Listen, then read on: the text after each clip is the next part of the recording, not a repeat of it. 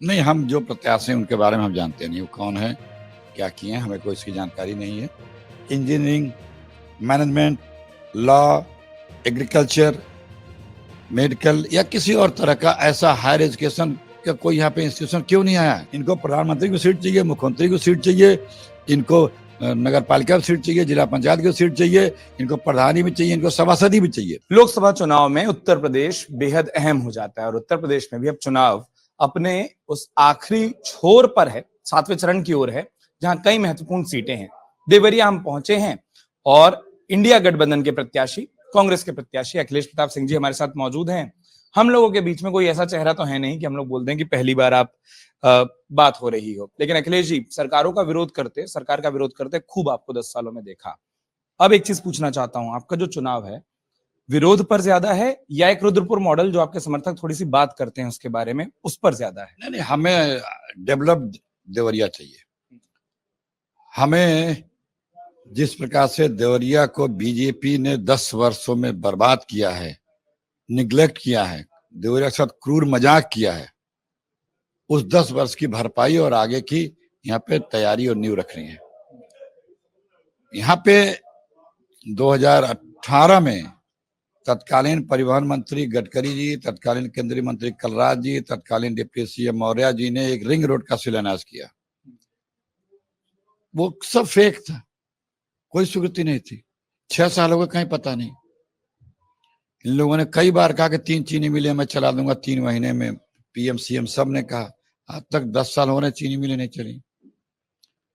एक कलराज जी ने देवरिया के जो सेंट्रल स्कूल है उसके भवन का शिलान्यास किया 2018 में, मिनिस्टर रहते हुए। उस भवन का कहीं अता पता नहीं।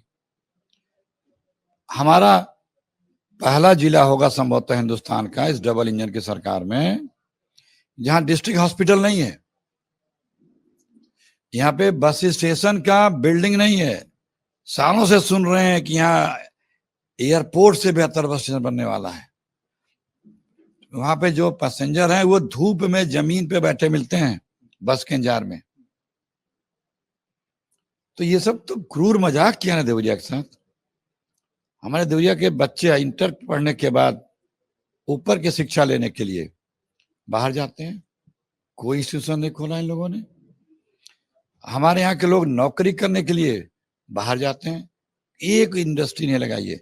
मैं तो देवरिया के लोगों को, बीजेपी के लोगों को चुनौती देता हूं कि आप बताओ पिछले 10 वर्षों में यदि 200 या 300 गवर्नमेंट जॉब दिलाए हो देवरिया में, गवर्नमेंट जॉब परमानेंट जिसकी बात मैं कर रहा हूं, दिलाया हो तो बता दो। तो 10 वर्षों में जो सरकार देवरिया के 200-300 बच्चों को गवर्नमेंट जॉब देवरिया में नहीं दिला पाया, वो किस चीज का हकदार है? आप विकास पर चुनाव को ले जा रहे हैं, जब भारतीय जनता पार्टी के नेताओं से बात करिए, एक शब्द आपने भी बखूबी सुना होगा, दिल्ली से लेकर देवरिया तक आप हर जगह जानकारी रखते हैं।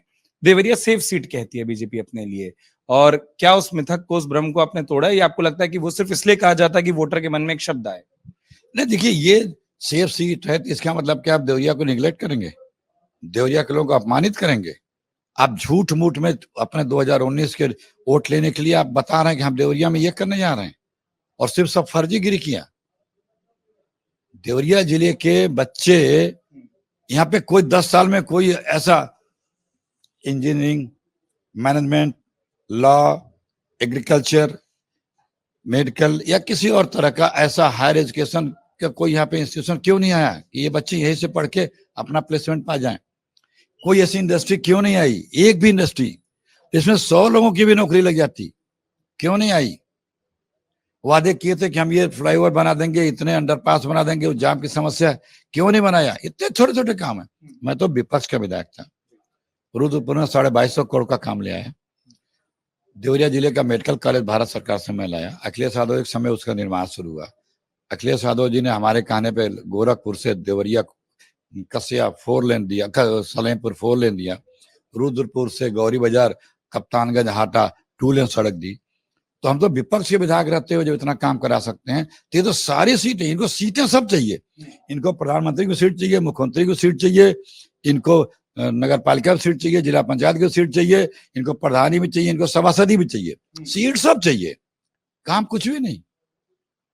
ऐसे लोगों को तो एक वोट नहीं देना चाहिए। हम जब दिन भर देवरिया घूमे और लगातार देवरिया में लोगों से बात कर रहे हैं, एक शब्द और बोलते हैं। वो बोलते हैं कि ये छवि का भी चुनाव है। अखिलेश जी की छवि है, रुद्रपुर के मॉडल है, और आपके विरोधी को आपके तमाम समर्थक ये भी कह देते हैं कि साहब वो बाहरी हैं, कुछ परिवार का इतिहास जरूर है, लेकिन उनको हम देवरिया का नहीं मानते। क्या आपके प्रचार का एक हिस्सा ही, आपकी बातों का एक हिस्सा ये भी है? नहीं, हम जो प्रत्याशी हैं उनके बारे में हम जानते नहीं, वो कौन है, क्या किए हैं, हमें कोई इसकी जानकारी नहीं है। लेकिन ये जरूर है कि हम टेस्टेड और ट्रस्टेड हैं। हमने एक बार, मुझे मौका मिला विधायक बनने का, जनता ने हमें अवसर दिया, हमने काम करके परिणाम दिए हैं। और अभी भी कुछ भी न रहते हुए हम जन समस्याओं के लिए लड़ते रहते हैं, उनके लिए प्रयास करते रहते हैं। लेकिन जो सत्ता में बैठा है वो क्या किया है उसने? अखिलेश जी, एक चीज और हमने आपको ना देवरिया के बाहर की मैं बात कर रहा हूँ, अमेठी में, रायबरेली में खूब देखा है। कांग्रेस का वो जो गांधी परिवार है उसके बड़े आप करीबी रहे हैं।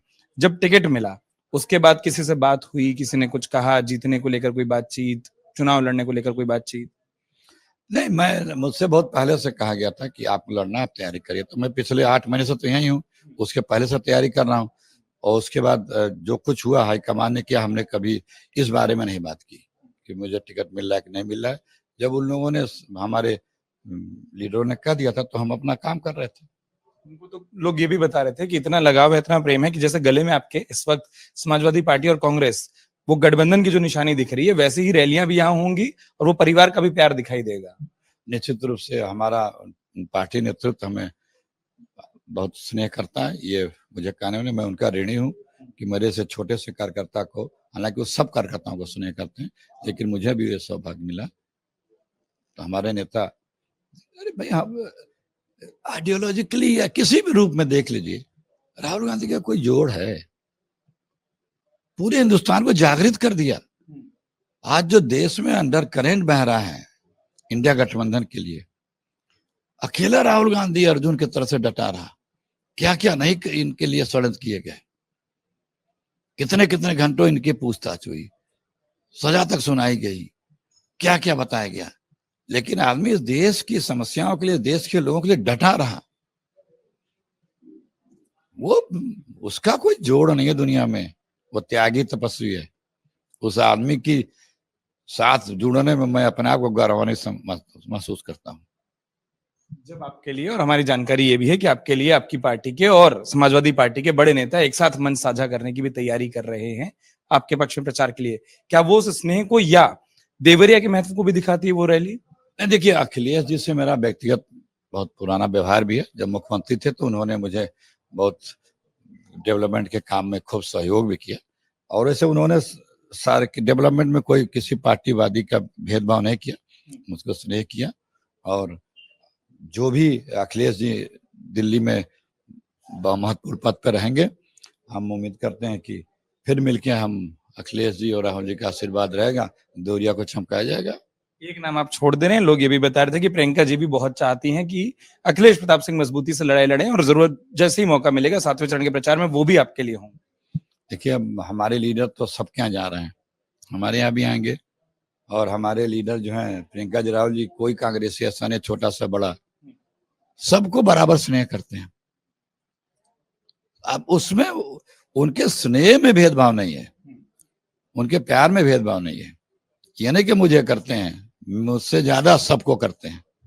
आपसे ज्यादा? हाँ, हमसे ज्यादा सबको करते हैं। हम तो कांग्रेस के सिपाही हैं, उनके सिपाही हैं। हमें गर्व है कि हम राहुल गांधी, सोनिया गांधी, राजीव गांधी, प्रियंका गांधी के विश्वसनीय सिपाहियों में या उनके छोटे से कार्यकर्ता में हैं। क्योंकि हमारे लीडर, ऐसा किसी भी तरह से लीडर की कोई परिभाषा करता हो, नंबर 1 पे हैं। वो मैं खुद बतौर पत्रकार कह सकता हूँ, वो तस्वीरें हमने खूब देखी कि किस तरीके से परिवार के आप बड़े करीब रहे अमेठी रायबरेली से लेकर। लेकिन एक चीज जो मैं पूछना चाह रहा हूँ देवरिया को लेकर, वो ये कि 7वें चरण में आएंगे, यहाँ पर होगा एक लहर की, एक 400 के तमाम मुनारे आपने भी मंचों से सुनाई देंगे।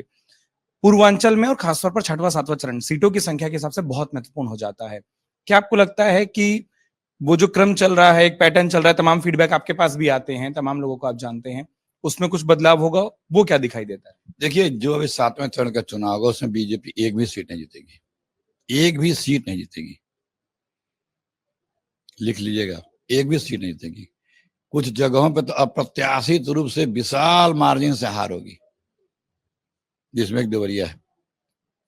एक चीज और अखिलेश जी, देवरिया को जब भी हम लोगों ने पढ़ा, चर्चा की, समझा, लोग ये बोलते हैं कि कागज कलम पर समीकरण लिखो तो समीकरण के हिसाब से ये सीट थोड़ी मुश्किल हो जाती है विपक्ष के लिए। आप उसको, उस समीकरण के गुणागणित को कैसे तोड़ पाते हैं, या आप क्यों ये विश्वास रखते हैं कि वो टूट रहा है? देखिए, महत्वपूर्ण बात यह है कि 10 सालों में आपने किया क्या? एक चीनी मिल नहीं चलवा पाए, जिसका आप पीएम सीएम ने वादा किया था। आप खुद बोलोगे, आपके लोग बोलेंगे कि विश्व गुरु हैं, वो परमाणु हमला रुकवा दिए, वो दो देशों के युद्ध रुकवा दिए, तो चीनी मिल क्यों नहीं चलवा पाए भाई? चीनी मिल क्यों नहीं चलवा पाए? ये डिफंक्ट पड़ा मेडिकल कॉलेज को फुल फ्लेजेज क्यों नहीं चलवा पा रहे हैं? एक बस स्टेशन क्यों नहीं बनवा पा रहे हैं? एक सिविल हॉस्पिटल नहीं है, उसको क्यों नहीं बनवा पा रहे हैं?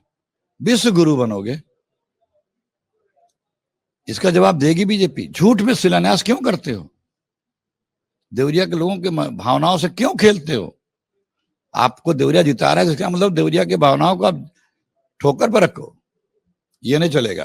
अंतिम सवाल यही पूछना चाह रहा था, जब भारतीय जनता पार्टी के प्रचार को देखते हैं तो वो लोग ये कहते हैं कि, खास तौर पर आपके बारे में जब चर्चा होती है या विपक्ष के बारे में, कि देखिए वो पुराने इतिहास का हवाला देते हैं कि जनता ने नकारा है तो जनता ने अपना अपना मूड बता दिया। और दूसरी बात वही, जैसे आपने कहा, कि राष्ट्रीय मुद्दों की बात ज्यादा करते हैं। नहीं, राष्ट्रीय मुद्दे पे फेल है, हमारे लोकल मुद्दे। हम तो जो उन्होंने कहा था, जिसका शिलान्यास किया इतने बड़े बड़े लोग, उसका जवाब क्यों नहीं देते हैं? क्यों चीट करते हो देवरिया के साथ? तुम बार बार चीट करो, चाहो देवरिया आपको वोट दे देगा। अरे एक बार होगा, 2 बार होगा, 3 बार में तो तीतर भी नहीं बचता, गांव की कहावत। तो कौन विश्वास करेगा? विश्वसनीयता खत्म हो चुकी बीजेपी की और मोदी जी की। मोदी जी की जुबान और चीन के सामान की कोई गारंटी नहीं है, ये बच्चा जान गया। प्रचार में निकलना है, वक्त दिया उसके लिए बहुत बहुत शुक्रिया। तमाम प्रचार के बीच में, लेकिन अखिलेश प्रताप सिंह जिस तरीके से कह रहे थे, और सबसे बड़ा दावा ये कि जो 7वें चरण का मतदान होगा और उसके जो परिणाम आएंगे, जो उन्होंने आप कहा कि उसमें भारतीय जनता पार्टी के लिए एक भी सीट निकालना, एक भी सीट जीतना मुश्किल होगा। तमाम नेताओं के स्नेह से लेकर राजनीतिक मुद्दों की बात पर अपना वक्त देने के लिए बहुत शुक्रिया अखिलेश जी। एक अपील के साथ इस चर्चा को विराम देंगे कि मुद्दा आपने सुन लिया, पक्ष आपने सुन लिया। हमारी तरफ से सिर्फ एक अपील कि मुद्दा पक्ष सुनने के बाद घर से निकलना मत भूल जाइएगा, वोट जरूर करिएगा। 7वें चरण में आपको वोट करना है, देवरिया को वोट करना है। इसी अपील के साथ इस चर्चा को यहीं विराम। अपने सहयोगी श्यामवीर के साथ उत्कर्ष चतुर्वेदी, अमर उजाला के लिए, देवरिया से। एग्जिट पोल 2024 1 जून शाम 6 बजे से। लोकसभा चुनाव के नतीजे 4 जून सुबह 7 बजे से।